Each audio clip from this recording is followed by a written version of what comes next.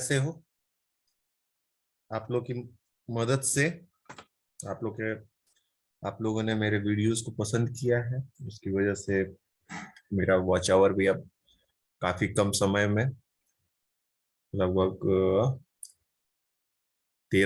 2 weeks में मेरा watch our 100 hours का हो गया और सब्सक्राइबर मेरे 150 से पार कर गए। थैंक यू वेरी मच बच्चों।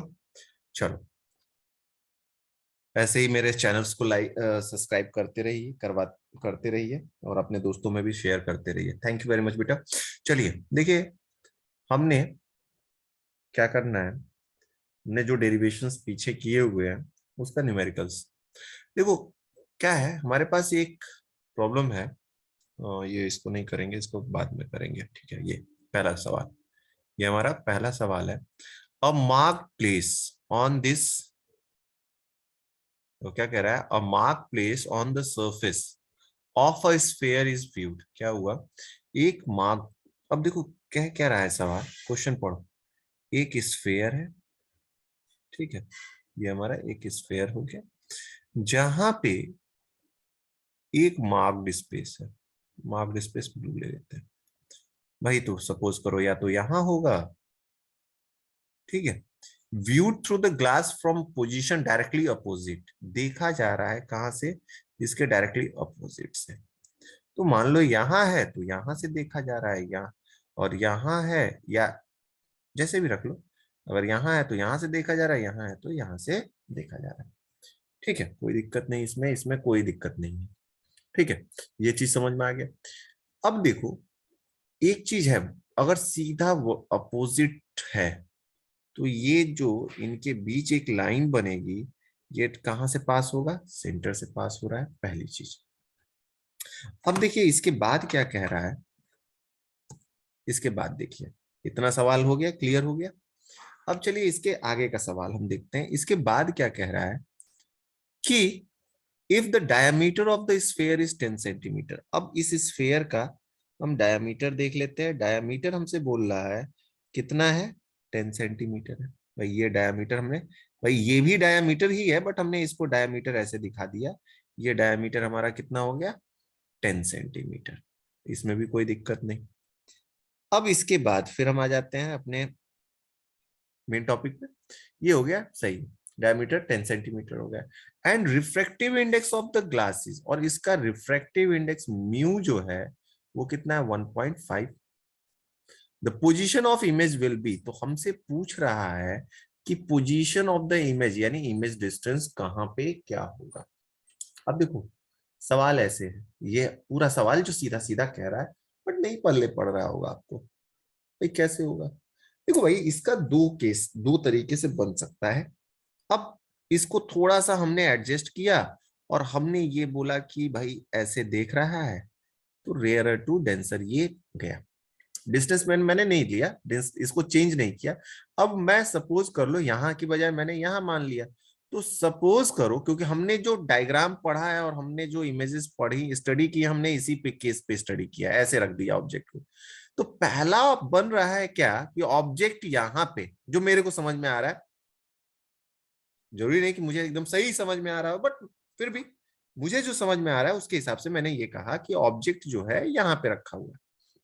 ऑब्जेक्ट नहीं, हम यहाँ पे हैं और यहाँ से देख रहे हैं इस प्लेस को, इस जो मार्क प्लेस है यहाँ से। तो ये हो गया, तो डायरेक्शन ऑफ भाई लाइट इधर हो गई। अब यहां से देख रहे हैं तो भाई डायरेक्शन ऑफ लाइट एक तो इधर हो गया और जिस पोजीशन से हम देख रहे हैं उसको हमने क्या माना? ऑब्जेक्ट मान लिया, है कि नहीं?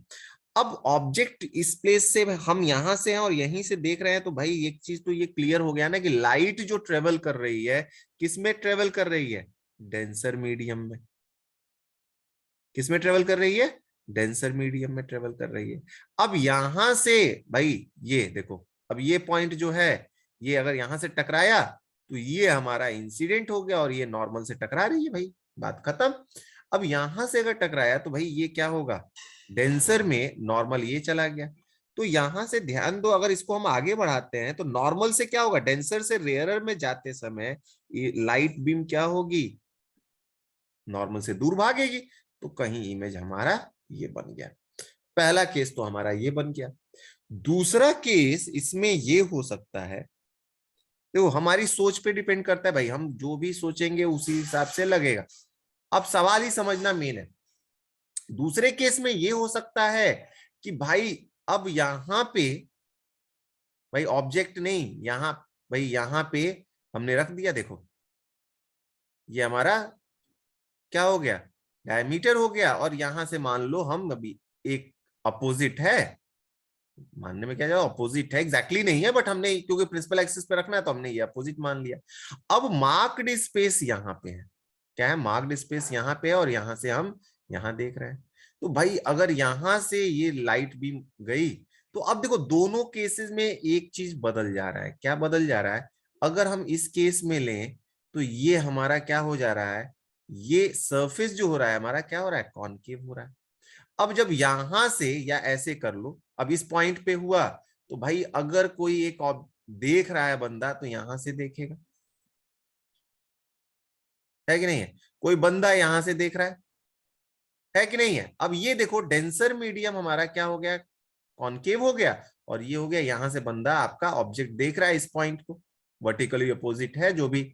अब यहां से जब ये बंदा इसको देख रहा है तो भाई सेंटर ऑफ कर्वेचर कहां पे है इसका, ये रहा, यहां से टकराया, अब ये यहां गया, तो ये एंगल ऑफ इंसिडेंट हो गया, और यहां से टकराने के बाद डेंसर से रेयरर में ये और इधर आ जाएगा, तो इमेज आपका ये हो गया।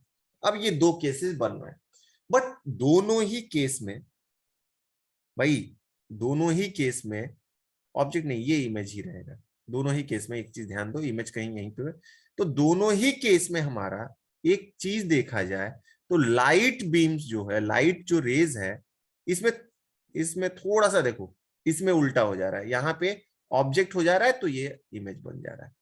तो ये तो हमारा नहीं सही हो रहा है। क्यों नहीं सही हो रहा है, क्योंकि भाई हम लाइट जो है हम एक एक पॉइंट पे है और दूसरे पॉइंट पे देख रहे हैं, तो किसी भी कंडीशन में यही चीज हमारा बनेगा।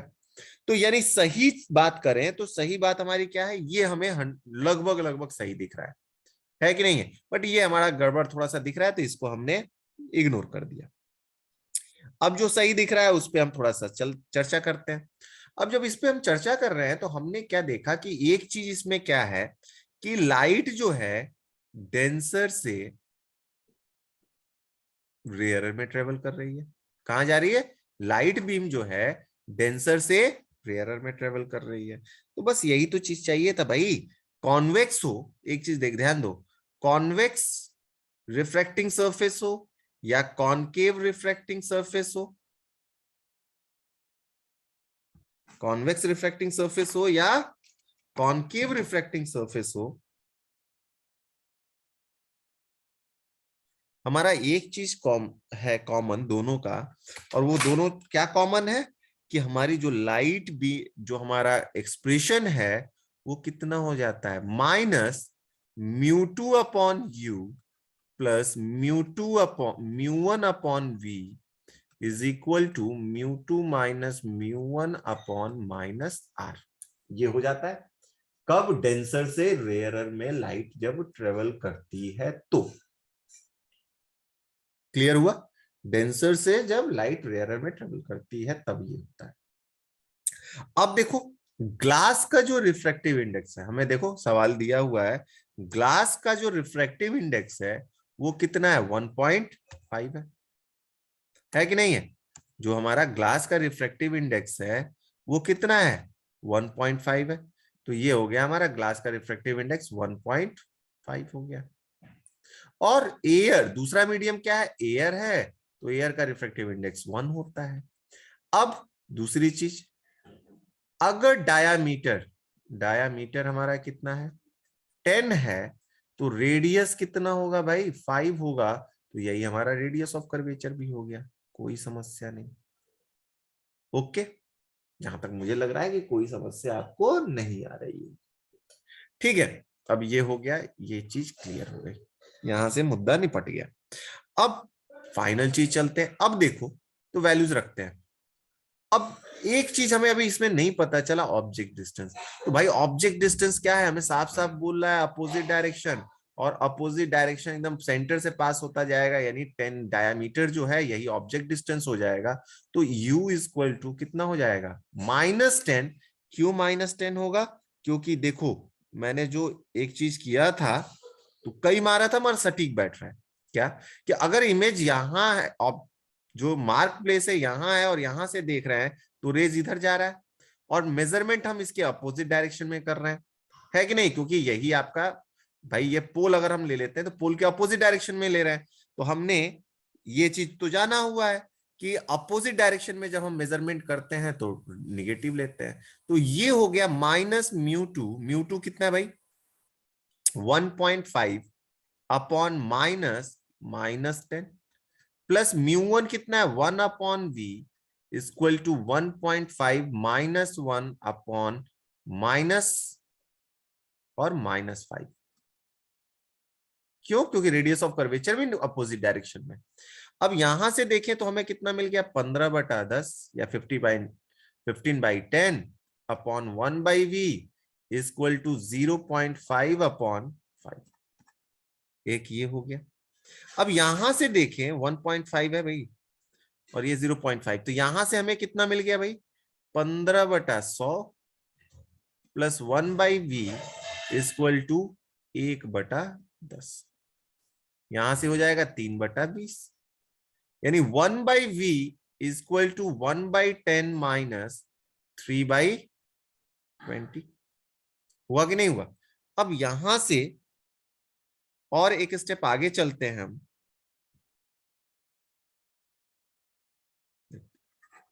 थोड़ा सा, क्योंकि हमारा काम हो गया तो अब इन सब चीज को जो हमने रखा था पेज मैंने आगे ऐड नहीं किया है सॉल्व करने के लिए, इसमें ज्यादा ले लिया। तो ये चीज अब हमारा ये फाइनल रिजल्ट ये आ गया क्या, कि 1/v इक्वल टू 2 माइनस 3/20। तो 1/v इक्वल टू -1/20, यानी v इक्वल टू कितना आ गया 20 सेंटीमीटर, किसमें, निगेटिव। यानी इमेज हमारी क्या हुई, जिस डायरेक्शन में ऑब्जेक्ट रखा था, यानी देखो हमने ये तुक्का मारा था कि इधर होगा, बट एग्जैक्टली क्या हुआ, इमेज हमें कहाँ मिला, कहीं इमेज हमें कहाँ अपीयर होता हुआ दिखाई देगा, इसी डायरेक्शन में, यहाँ पे। यानी इमेज हमारा क्या मिलेगा, यहाँ पे मिलेगा। क्लियर हुआ बेटा। चलिए, अब अगर कोई भी चीज, कोई भी प्रॉब्लम हो, ना समझ में आ रहा हो, तो आप चैट बॉक्स में हमें रिप्लाई कर सकते हो कि सर ये प्रॉब्लम आ रही है, आपने ये चीज बताया है बट ऐसा कैसे हो सकता है, जो भी दिक्कत आपको लगे। ठीक है, अब चलिए नेक्स्ट क्वेश्चन हम चलते हैं। देखो नेक्स्ट क्वेश्चन क्या कह रहा है, डबल कॉन्वेक्स लेंस है हमारे पास, क्या है, एक डबल कॉन्वेक्स लेंस है। डबल कॉन्वेक्स लेंस का मतलब भाई देखो, हम डबल कॉन्वेक्स लेंस ये ले लेते हैं, ये हमारा हो गया। ठीक है,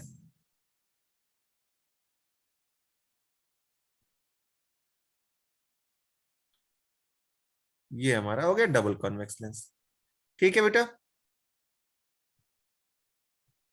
एक और चीज ले लेते हैं,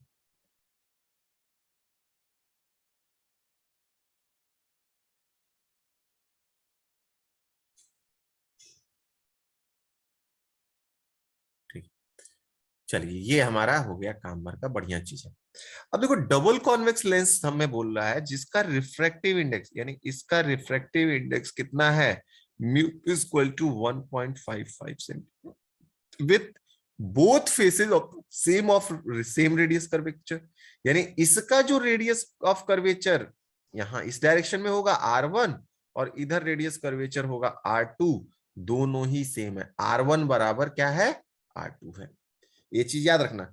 बट अपोजिट डायरेक्शन, अगर हम यहाँ पे लेंस कहां से, सेंटर, ऑप्टिकल सेंटर से मेजरमेंट करते हैं, तो अगर ये पॉजिटिव डायरेक्शन है तो R2 क्या हो जाएगा, निगेटिव डायरेक्शन, यानी R1 इक्वल टू -R2 के होगा। ये चीज याद रखिएगा, कभी भी ये ध्यान रखिएगा। ठीक है, अब हमसे पूछ रहा है what is the radius of curvature for required focal length. यानी हमें एक ऐसा मिरर बनाना है जिसका फोकल लेंथ 20 सेंटीमीटर है, रिफ्रैक्टिव इंडेक्स ग्लास की 1.55 है। तो बताओ भाई कितना रेडियस ऑफ कर्वेचर इसका रखे, यानी स्फेरिकल बॉल जो हमें बनाना है कितने डायमीटर का बनाना है। तो इसके लिए सिंपल सा भाई हमने डिराइव कर रखा है 1/4 इक्वल टू म्यू माइनस 1 और कितना होता है 1/r1 माइनस 1/r2।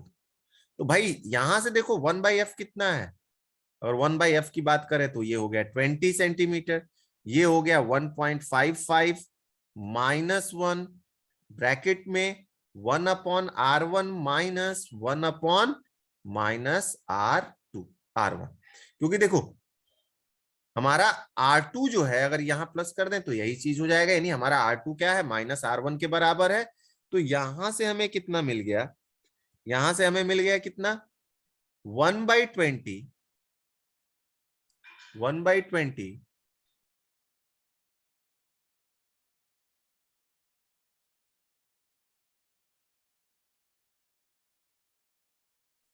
यहां से हमें क्या मिल गया 1/20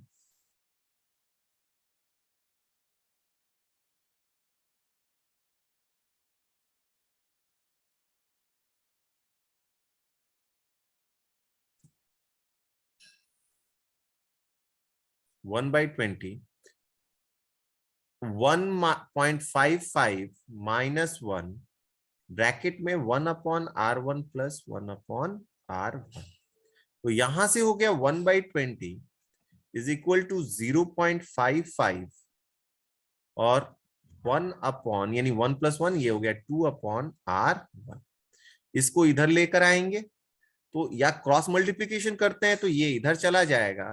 तो r1 equal to 2 into 0.55 into 20।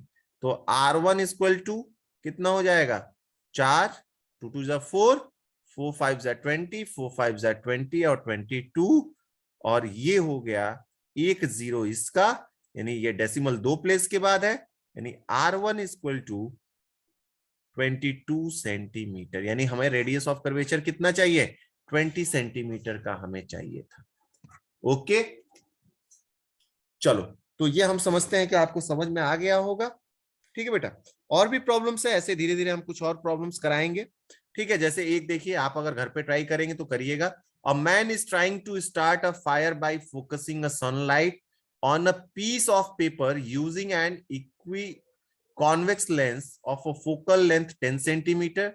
The diameter of the sun is 1.39 into 10 to the power 9 meter and its mean distance from the earth is 1.5 into 10 to the power 11 meter.